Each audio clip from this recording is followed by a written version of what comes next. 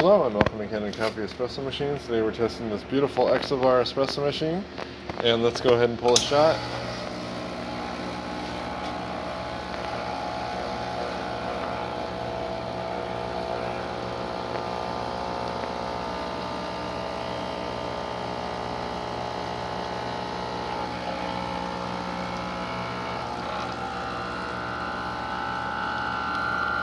See, we get a nice shot of espresso. Good pressure, just above 9 bar. Good flow.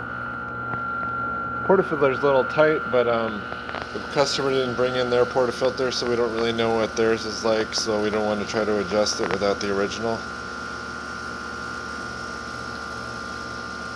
Nice crema. Pull. Nice strong steam. Test the hot water. Hot water works well. So thank you for pairing with Kanen Coffee. Please like our videos below. If you'd like to see more videos like this, subscribe to our channel. Thank you.